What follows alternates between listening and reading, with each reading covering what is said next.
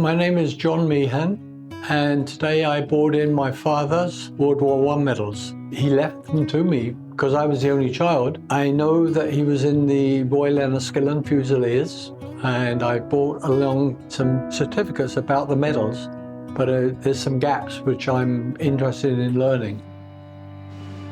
The Strait of Gallipoli, which is also known as the Dardanelles, is a narrow 61-kilometre stretch of water in northwestern Turkey.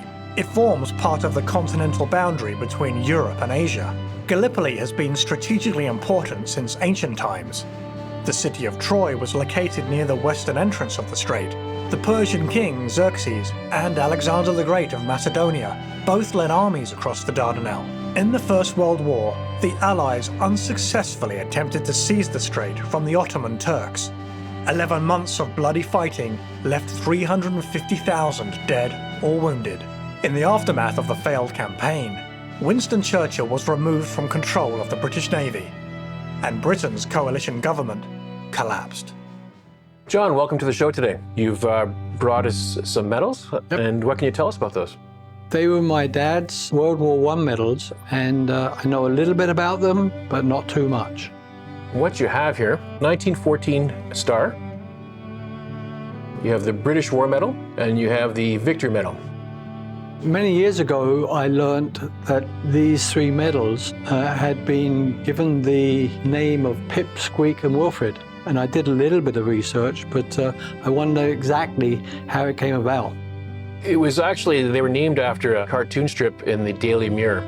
And I think it was, you know, a bit of a joke for returning veterans, you know, to maybe a humble thing to minimize, you know, their contribution. And yeah, I just think it's very, you know, it's a great thing that they came up with this, you know, this little nickname for them.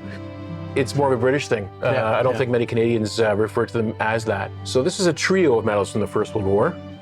And judging by the 14 star, your father was very early in the First World War.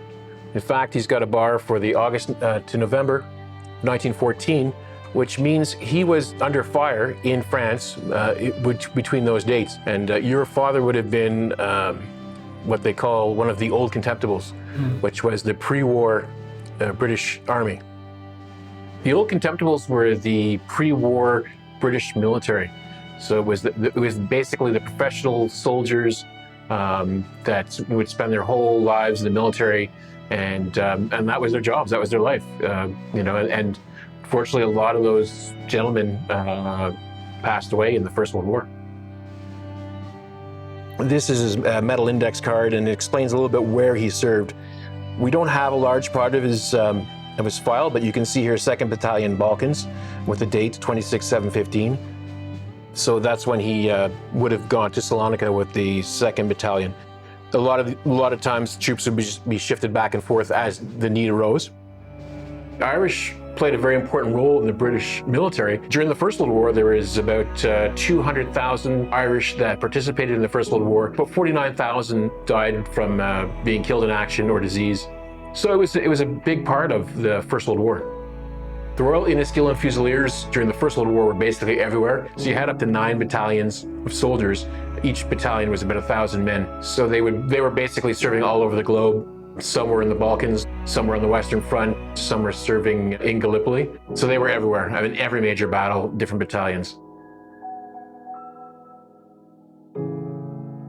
He was born in what is now Northern Ireland, but at the time it was just Ireland, and he was born in a little village by the name of Maguire's Bridge. I don't know a lot about my dad's family. I did meet them usually every year between the age of probably 3 and 10. I don't know when he moved to England, but my mum and he married later on in life. He was probably in his late 40s or early 50s when he got married. Hence the difference between 1892 and my birth in 1945. He passed away in 1955 when I was the age of 10. Some of the things on those index cards mention POW, and I've guessed he must have been a prisoner of war, but I didn't know when. So I did some research online with a friend, and we were able to track down another couple of documents. It did mention that he was taken prisoner towards the end of the war in 1918. My daughter thought, from what she could find out, that he may have been at Gallipoli. The 2nd Battalion and the 8th and 9th Service Battalion of the Enniskillen Fusiliers were there. I don't know how much you know about Gallipoli. I've heard a lot of stories about Gallipoli. It was basically a military disaster. Yep. There was about 480,000 troops that were landed. Casualties were very heavy. I think casualties were about 250,000. That's killed in action, died of disease, and wounded. Basically, they landed all these troops on the shores, and they didn't have enough supplies. They didn't have enough shells. Winston Churchill, who was the first Lord of the Admiralty, was big on Gallipoli. He wanted to push it through, got his wish, and he ended up resigning over it. And the British Prime Minister also ended up resigning. It was pretty much a big scandal because it was such a disastrous campaign. They were there for about 11 months, from February 15 to January of 1916, and then evacuated. I think the best way to keep the memory of our veterans from the First World War alive is to keep educating ourselves on their sacrifices. You know, dig deep into your family's history. Pretty sure that you're going to find someone that served. Teach our kids about it. Focus on that in school curriculums, and make sure that it's never forgotten. During Remembrance, when our Legion, we taught to schools, we'd say the same thing: have respect for those that served.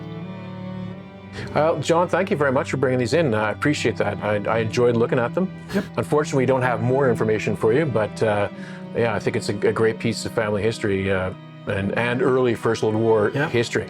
Yep. Well, I thank you for the information that you've given us. Yeah, my pleasure. Andrew suggested that I look at mounting those. They're kept in a position of prominence in our house. We have a display cabinet, and they're there on the glass shelf. But I could definitely, if I can get some pictures of my dad, which are hard to come by, I may look at doing that.